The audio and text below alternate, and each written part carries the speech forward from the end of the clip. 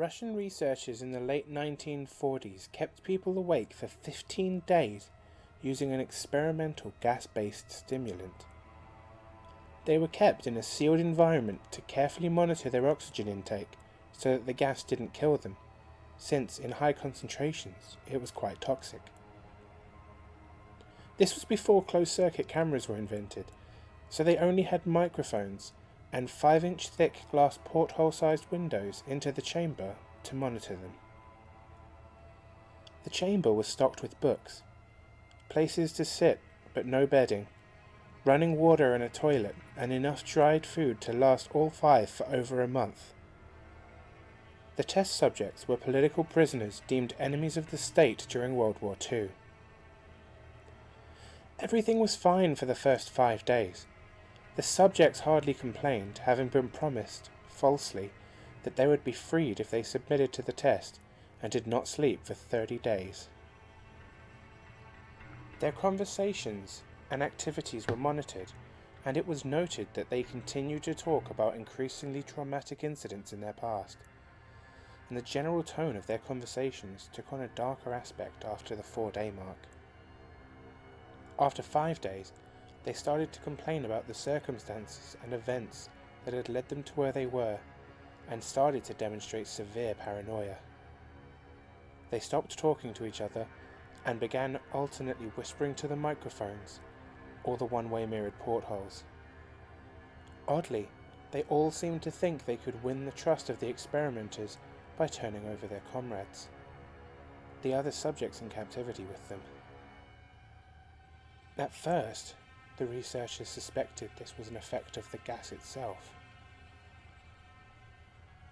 After 9 days, one of them started screaming. He ran the length of the chamber, repeatedly yelling at the top of his lungs for 3 hours straight. After this, he continued attempting to scream, but he was only able to produce occasional squeaks. The researchers postulated that he had physically torn his vocal cords. The most surprising thing about this behaviour is how the other captives reacted to it, or rather, didn't react to it. They continued whispering to the microphones until the second of the captives started to scream. The 2 non-screaming captives took the books in the place apart, smeared page after page with their own feces, and pasted them calmly over the glass portholes. The screaming promptly stopped, and so did the whispering in the microphones. After 3 more days passed, the researchers checked the microphones hourly to make sure they were still working, since they thought it impossible that no sound could be coming from the room with these people inside it. The oxygen consumption of the chamber indicated that all of them must still be alive. In fact, it was the correct amount of oxygen that they would have to consume with a very heavy level of strenuous exercise. On the morning of the 14th day, the researchers did something that they swore they would not do to get a reaction from the captives. They used the intercom inside the chamber, hoping to provoke any response from the captives that they were now afraid were dead or had become vegetables. They announced, "We are opening the chamber to test the microphones. Step away from the door and lie flat on the floor or you will be shot. Compliance will earn one of you your immediate freedom." To their surprise, they heard a single phrase in a calm voice respond, "We no longer want to be freed." Debate broke out among the researchers and the military force funding the research. Unable to provoke any more response using the intercom alone, it was decided to open the chamber at midnight on the 15th day. The chamber was flushed of the stimulant gas and filled with fresh air, and immediately voices from the microphone began to object. 3 different voices began begging, as if pleading for the life of loved ones, to get that gas turned back on. The chamber was opened and soldiers sent in to retrieve the test subjects. They began to scream louder than ever, and when the soldiers saw what was inside, they screamed too. 4 of the 5 subjects were still alive, although no one could rightly call the state of any of them living. The food rations past day 5 had not been so much as touched. There were chunks of meat from the dead test subject's thighs and chest stuffed into the drain in the centre of the chamber, blocking the drain and allowing roughly 4 inches of water to accumulate on the floor. Precisely how much of the water was actually blood was never determined. All 4 surviving test subjects also had large portions of muscle and skin torn away from their bodies. The destruction of flesh and exposed bone on their fingertips indicated that the wounds were inflicted by hand, not with teeth, as they had originally thought. Closer examination of the position and angles of the wounds indicated that most, if not all of them, were actually self-inflicted. The abdominal organs below the ribcage of all 4 test subjects had been removed. While the heart, lungs and diaphragm remained in place, the skin and most of the muscles attached to the ribs had been torn off, exposing the lungs through the ribcage. All of the blood vessels and organs remained intact. They had merely been removed and laid out on the floor, fanning out around the eviscerated but still living bodies of the subjects. The digestive tract of all 4 could be seen to be working, digesting food. It quickly became apparent that what they were digesting was their own flesh, that they had ripped off and eaten over the course of days. Most of the soldiers were Russian special operatives at the facility, but still many refused to return to the chamber to remove the test subjects. Those inside continued to scream to be left in the chamber, and alternately begged and demanded that the gas be turned back on, lest they fall asleep. To everyone's surprise, the test subjects put up a fierce fight in the process of being removed from the chamber. One of the Russian soldiers died from having his throat ripped out. Another was gravely injured by having his testicles ripped off and an artery in his leg severed by one of the subject's teeth. Another 5 of the soldiers lost their lives, if you count the ones that committed suicide in the weeks following this incident. In the struggle, one of the remaining living test subjects had his spleen ruptured and he bled out almost immediately. The medical researchers attempted to sedate him, but this proved impossible. He was injected with more than 10 times the normal human dose of a morphine derivative and still fought like a cornered animal, breaking the ribs and arm of one doctor. His heart was seen to beat for a full 2 minutes after he had bled out, to the point where there was more air in his vascular system than blood. Even after it stopped, he continued to scream and flail for another 3 minutes, struggling to attack anyone within reach and repeating the word "more" over and over, weaker and weaker until he finally fell silent. The surviving test subjects were heavily restrained and moved to a medical facility. Those with intact vocal cords continuously begging for the gas, begging to be kept awake. The most injured of them was taken directly to the surgical operating room that the facility had. In the process of preparing the subject to have his organs placed back within his body, it was found that he was effectively immune to the sedative they had given him to prepare him for surgery. He fought furiously against the restraints when the anaesthetic gas was brought out to put him under. He managed to tear most of the way through a 4-inch wide leather strap on one wrist, even though the weight of a 200-pound soldier was holding that arm as well. It took only a little more anaesthetic than normal to put him under, and the instant his eyelids fluttered and closed, his heart stopped. In the autopsy of the test subject that died on the operating table, it was found that his blood had triple the normal level of oxygen.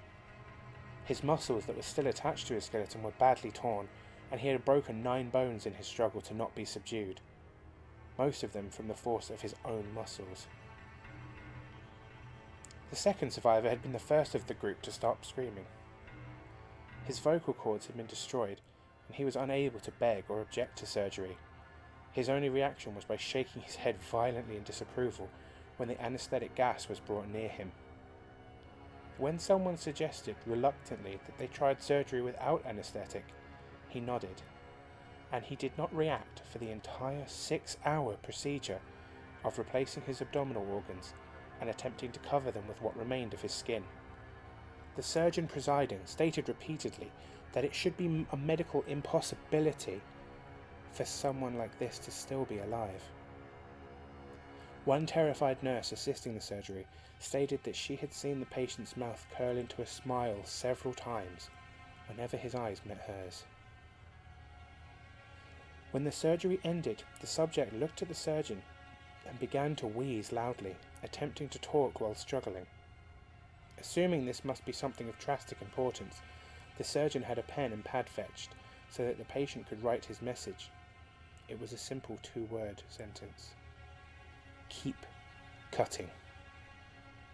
The other 2 test subjects were given the same surgery, both without anaesthetic as well, although they had to be injected with a paralytic for the duration of the operation. The surgeon had found it impossible to perform this delicate procedure, while the patients laughed continuously. Once paralysed, the subjects could only follow the attending researchers with their eyes. The paralytic cleared their system in an abnormally short amount of time, and they were soon trying to escape their bonds. The moment they could speak, they were again asking for the stimulant gas. The researchers tried asking why they had injured themselves, why they had ripped out their own guts, and why they wanted the gas again, but there was only one response given. I must remain awake. All 3 subjects' restraints were reinforced, and they were placed back in the chamber awaiting determination as to what exactly would be done with them. The researchers, facing the wrath of their military benefactors for having failed the stated goals of their project, considered euthanizing the surviving subjects. The commanding officer, an ex-KGB instructed, saw potential and wanted to see what would happen if they were put back on the gas. The researchers strongly objected, but they were overruled. In preparation for being sealed in the chamber again, the subjects were connected to an EEG monitor and had their restraints padded for the long-term confinement. To everyone's surprise, all 3 of the subjects stopped struggling the minute it was let slip that they would have the gas again. It was obvious at this point that all 3 were putting up a great struggle to stay awake. One of the subjects that could speak was humming loudly and continuously. The mute subject was straining his legs against the leather bonds with all of his might, first left, then right, then left again, so that he could focus on something. The remaining subject was holding his head off his pillow and blinking rapidly. Having been the first to be wired for EEG, most of the researchers were monitoring his brainwaves with surprise. They were normal most of the time, but sometimes they flatlined inexplicably.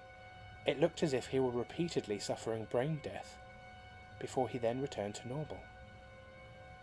As they focused on the paper scrolling out of the brainwave monitor, only one nurse saw his eyes slip shut at the same moment that his head hit the pillow, and as this happened, his brainwaves immediately changed to that of deep sleep, and then flatlined for the final time, and his heart simultaneously stopped. The only remaining subject that could speak started screaming to be sealed in now. His brainwaves showed the same flat lines as the one who had just died from falling asleep. The commander gave the order to seal the chamber with both subjects inside, as well as 3 researchers. One of those researchers immediately drew his gun and shot the commander point blank between the eyes. He then turned the gun on the mute subject and blew his brains out as well. He pointed his gun at the remaining subject, still restrained to a bed as the remaining members of the medical and research team fled the room. "I won't be locked in here with these things! Not with you!" he screamed as the man on the strapped him to the table. "What are you?" he demanded. "I must know." The subject smiled. "Have you forgotten so easily?" the subject asked. "We are you. We are the madness that lurks within you all, begging to be free at the very moment of your deepest animal mind. We are what you might hide from. We are what you hide from in beds every night. We are what you sedate into silence, what you sedate into paralysis when you go to the nocturnal haven where we cannot tread." The researcher paused, then aimed at the subject's heart and fired. The EEG flatlined as the subject weakly choked out, "So